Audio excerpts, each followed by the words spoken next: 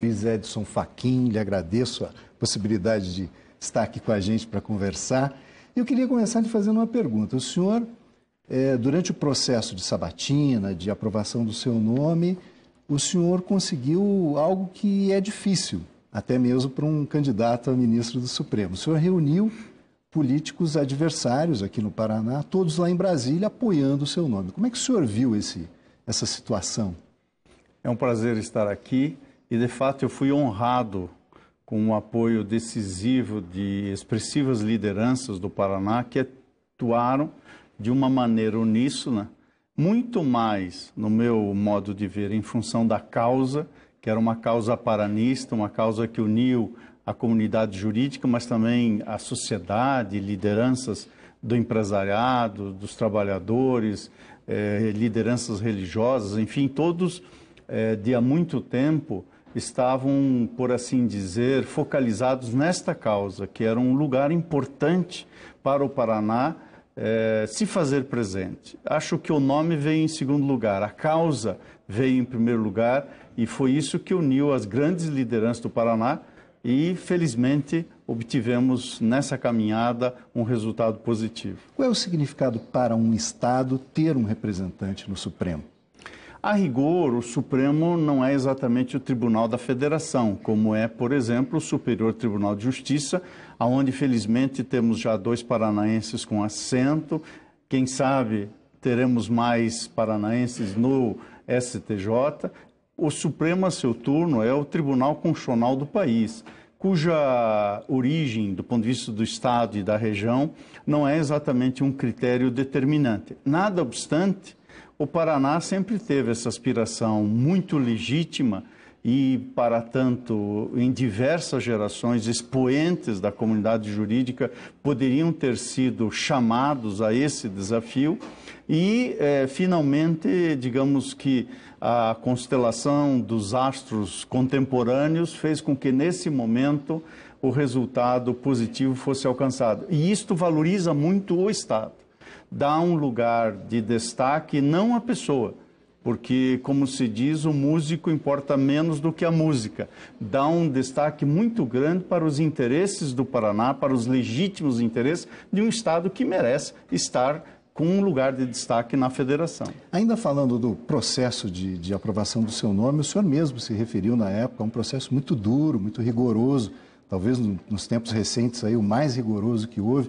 Como é que o senhor se sentiu naquele momento e como foi depois o início do seu trabalho, a recepção que o senhor teve pelos outros ministros?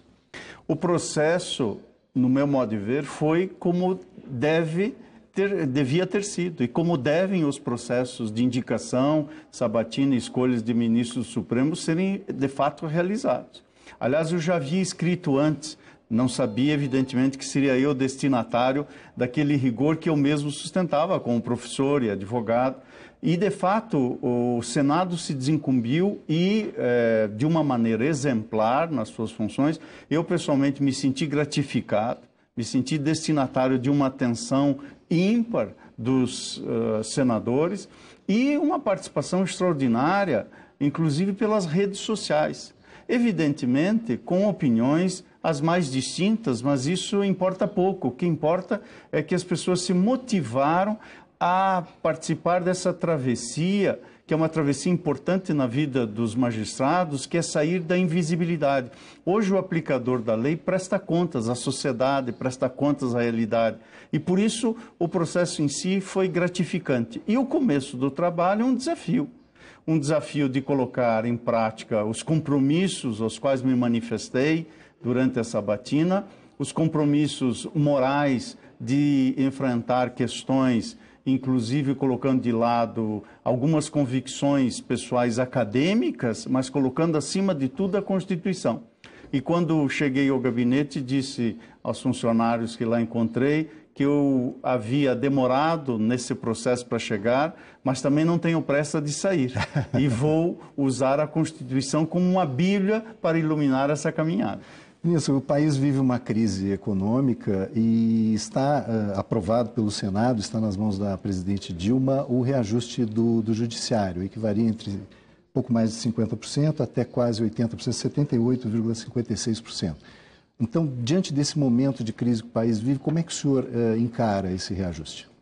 Eu tive a oportunidade de manifestar exatamente no dia da aprovação, dizendo que a reivindicação dos servidores é legítima, há uma defasagem a ser recomposta, e também dizendo, por outro lado, que é preciso estar atento ao momento em que o país vive. Contenção e prudência nesse momento me parece muito importante e, nesse sentido, alguns sacrifícios precisam ser feitos, inclusive para dar exemplo aos demais trabalhadores da sociedade, para dar exemplo àqueles que também servem à sociedade no sentido amplo da palavra. Portanto, esse equilíbrio entre a reivindicação legítima e a possibilidade econômico-financeira é que o gestor público certamente há de levar em consideração. Bom, lá no Supremo o senhor vai enfrentar com certeza muitos temas polêmicos e graves para a nação. Agora também tem a questão da redução da maioridade penal. Como é que o senhor vê essa questão? Que já chegou lá, né?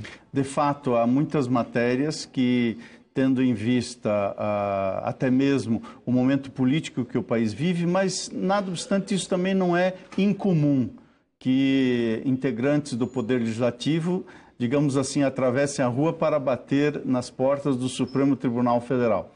Cabe aí, no meu modo de ver, ao Supremo um papel, como se diz numa expressão utilizada, de legislador negativo, ou seja, o juiz não é o legislador. O juiz, como regra, especialmente o magistrado da Constituição, não deve interferir no processo legislativo. Definições, por exemplo, como esta, são definições que prioritariamente são tomadas no âmbito do Poder Legislativo e cabe ao Poder Judiciário, de um lado, zelar pelo devido processo legislativo.